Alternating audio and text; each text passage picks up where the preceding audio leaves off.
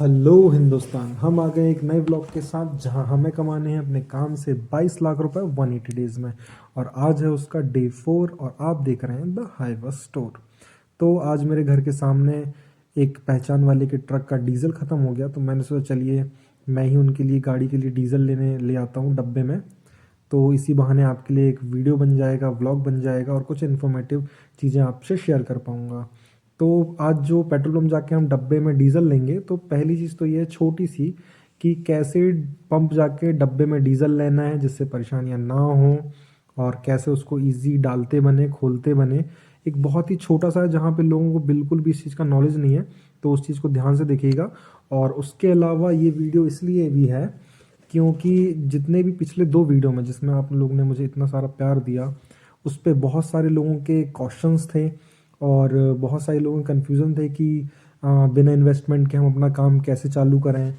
और कुछ के क्वेश्चंस थे कि कौन सी गाड़ी हमें लेना चाहिए, मतलब टाटा, भारत बेंच या अशोक लीलैंड में किसका एवरेज कितना है, किसका एवरेज ज़्यादा है, किसका फ्यूल पिकअप पावर और एक्चुअल में जो उसकी परफॉर्मेंस है इनमें से किस गाड़ी की ज़्यादा है। और नई गाड़ी लेने के लिए मतलब नई गाड़ी हम कैसे खरीदें, ठीक है। उसके बाद नई गाड़ी खरीदने के लिए हमें कितना डाउन पेमेंट लगेगा, कैसे लोन लेना पड़ेगा, लोन लेने की क्या क्या डॉक्यूमेंट्स लगते हैं। तो ये सारी चीज़ें जो इस वीडियो में मैं आपको थोड़ा थोड़ा बताऊंगा कि कैसे चीज़ों को शुरू करना है और किन किन चीज़ों का ध्यान रखना पड़ता है। कई लोगों के क्वेश्चन थे कि एक हाईवा में जो अपन टायर डलवाते हैं कितने टाइम तक चलते हैं, कौन से टायर अच्छे होते हैं। तो चिंता मच के टायर को लेके तो मैंने एक पर्टिकुलर वीडियो बना दिया है कि आपको कौन से टायर डलवाने हैं, कितने के हैं, आगे के लिए कौन सा, पीछे के लिए कौन सा बेटर है। क्योंकि एक ही कंपनी के बहुत सारे टायर आते हैं, तो जिससे दुकानदार आपको कंफ्यूज ना कर पाए। और ज़्यादा टेंशन लेने की इतनी ज़रूरत नहीं होती है। कोई सी भी काम करने के लिए पहले एक प्रॉपर एक माइंडसेट बना लीजिए कि हमें क्या करना है, कैसे करना है। उसके बाद सारी चीज़ें आसान हो जाती हैं। देखिए, मैंने भी जो अपना काम चालू किया था वो एकदम बिना इन्वेस्टमेंट के, ज़ीरो इन्वेस्टमेंट किया था। बस ये कि मैंने सबसे हेल्प ली थी, थोड़े थोड़े पैसों की हेल्प ली और उससे खुद का काम चालू कर लिया। वो मैं एक प्रॉपर, आज बहुत कम टाइम है, हमें छोटा सा ये वीडियो रहेगा, इसमें ज़्यादा चीज़ें डिस्कस नहीं कर पाएंगे।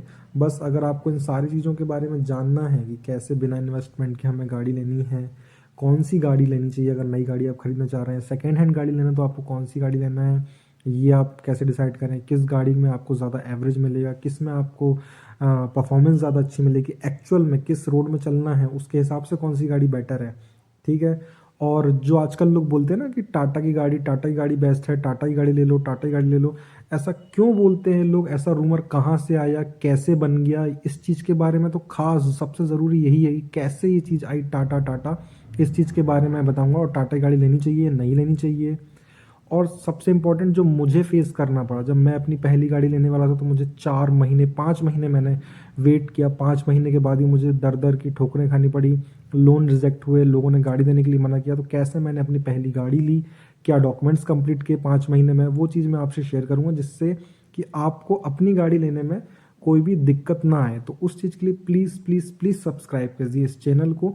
मैं आपको प्रॉमिस करता हूँ कि एक भी इन्फॉर्मेशन जो मैं आपको दूंगा, मैं आपको रिटर्न में दे सकता हूँ कि उस चीज़ को कोई ठुकरा नहीं सकता और ना वो गलत हो सकती है। और मैं लिख के दे सकता हूँ पूरे यूट्यूब में इतने डिटेल से आपको इन पर्टिकुलर टॉपिक के बारे में। कोई भी इंसान, आप शोरूम भी पहुंच जाएंगे ना तो वहाँ पे सेल्समैन भी आपको इतना अच्छा डिस्क्राइब नहीं कर पाएगा ना वहाँ का इंजीनियर, जितने अच्छे से मैं इन 4 सालों में मैंने हर टाइप की गाड़ी चला के एक्सपीरियंस लिया है कि किसकी यूरिया खपत कितनी है, कौन सा एवरेज के लिए बेहतर है, कौन सी परफॉर्मेंस अच्छी है, किसका मेंटेनेंस अच्छा, कौन किस गाड़ी में मैकेनिक अच्छे से काम कर पाएगा। तो प्लीज़ प्लीज़ प्लीज़ सब्सक्राइब करिए और चैनल को लाइक कीजिए, सपोर्ट कीजिए, जिससे मैं इन सारे टॉपिक्स में बहुत ही अच्छे से वीडियो बना सकूं और आपको समझा सकूं कि एक्चुअल में ट्रांसपोर्टेशन का काम कैसे किया जाता है, किस तरीके से करते हैं। और बिल्कुल भी आपको इस चीज़ में निराशा नहीं हासिल होगी, क्योंकि जो चीज़ें मैं अपना पर्टिकुलर एक्सपीरियंस आपसे शेयर करूंगा एकदम जेन्युइन। क्योंकि मैं आज हूँ 26 साल का, मैंने ये काम चालू किया था करीबन 22 साल की एज में चालू किया था। तो मुझे पता है कि अगर 20-22 साल में जो नए लड़के होते हैं जिनको पैसे कमाने की होती है, वो कैसे इन चीज़ों को स्ट्रगल फेस करते हैं। तो वो स्ट्रगल क्योंकि मैंने देखा हुआ है, तो इसलिए मैं चाहता हूँ कि मेरे जितना स्ट्रगल, मतलब मैं सोचता हूँ कि मुझे कोई समझाने वाला होता उस टाइम पे तो ये चीज़ें मेरे साथ नहीं होती, मैं शायद आज थोड़ा सा और आगे प्रोग्रेस कर चुका होता। तो इस चीज़ के लिए बिल्कुल सब्सक्राइब करें, शेयर करें। तो चलिए जल्दी से अपन चलते हैं पंप में, फिर जलवाते हैं डीजल।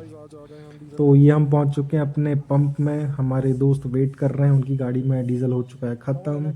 अब चलिए मैं आपको छोटी सी इन्फॉर्मेशन यहाँ पे बताऊंगा कैसे आपको डब्बे में डीजल लेना है, ठीक है।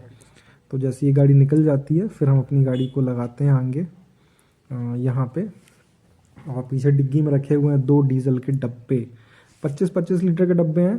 तो मुझे भी नहीं, 30-30 लीटर के डब्बे होंगे।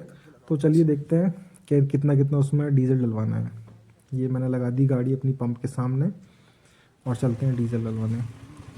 ये है 30-30 लीटर के 2 डब्बे। अब देख सकते हैं कि आप जो डीजल डाल रहे हैं हमेशा ध्यान रखिए डीजल की नोज़ल को हल्का सा टिल्ट करके डब्बे में डीजल डलवाएं। और अगर 30 लीटर का डब्बा है तो कम से कम इसमें करीबन 22 लीटर, 25 लीटर या 26 लीटर ही डीजल रखें, इससे ज़्यादा पैक ना करें। और तुरंत ही डीजल डालने के बाद इसमें ढक्कन बिल्कुल ना लगाएं। अब मैं बताता हूँ कि आपको तुरंत डीजल के बाद इसमें ढक्कन क्यों नहीं लगाना चाहिए, ठीक है। मैं आपको दिखाता हूँ, ये डीजल डल रहा है हमारा।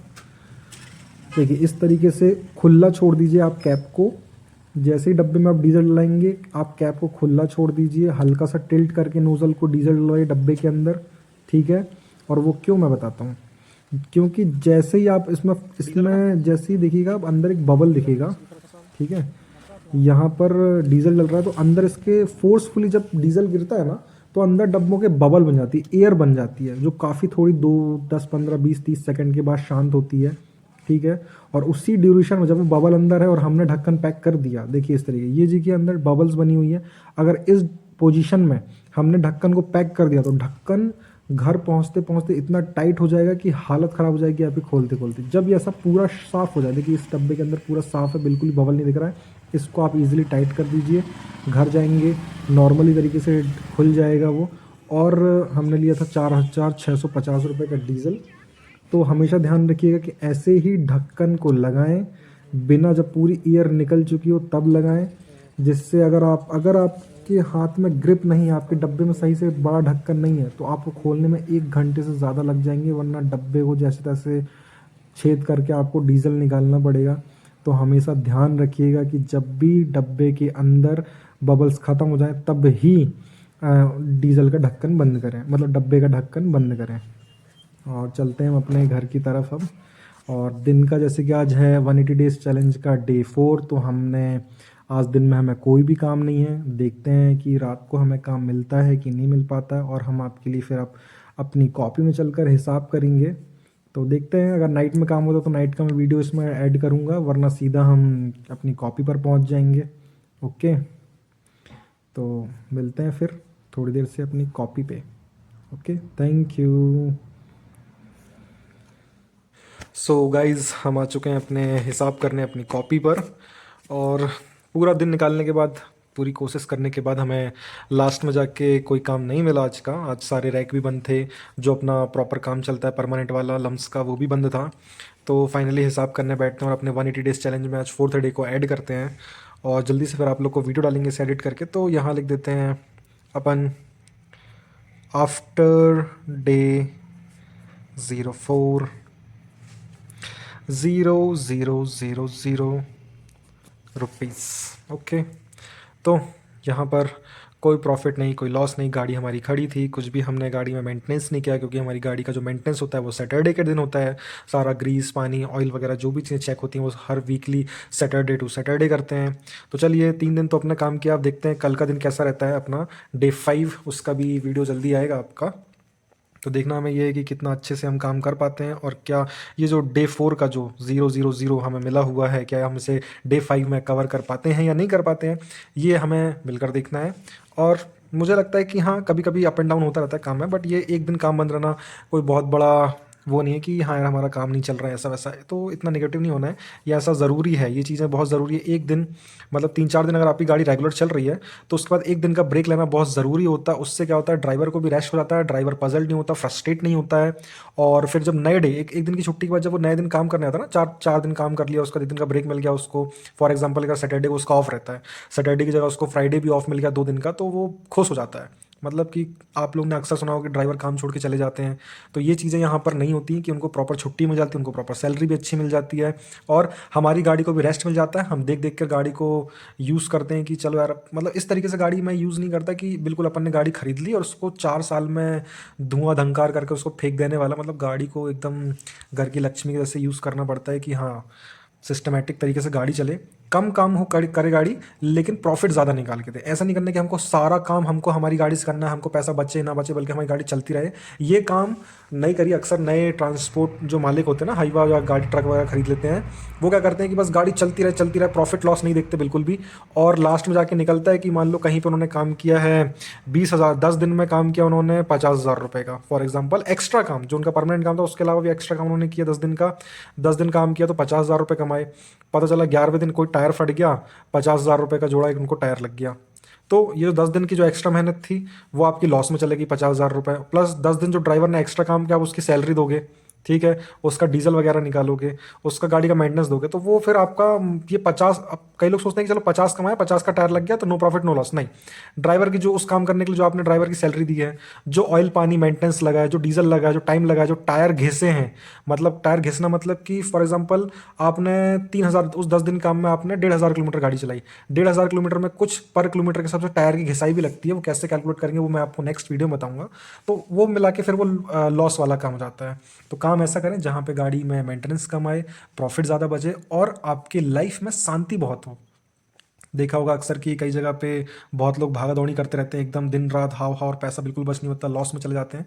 तो ऐसा काम बिल्कुल ना करें। तो हमारे 180 डेज चैलेंज में हम आ गए हैं यहाँ पे।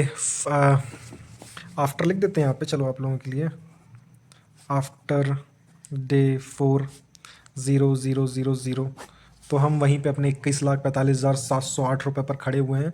अब देखते हैं, आप लोग ने जो पिछले 2 वीडियो थे उस पर काफ़ी सपोर्ट दिया, इतना सपोर्ट दिया कि मेरे लिए तो अनएक्सपेक्टेड था। मैंने सोचा भी नहीं था कि वो वीडियो इतने लोगों को पसंद आएंगे। मैंने कभी इमेजिन नहीं किया था जितना आप लोग मुझे प्यार दे रहे हो और जितने अच्छे से वो वीडियो को सपोर्ट कर रहे हो और मुझे इंकरेज कर रहे हो आगे बढ़ने के लिए।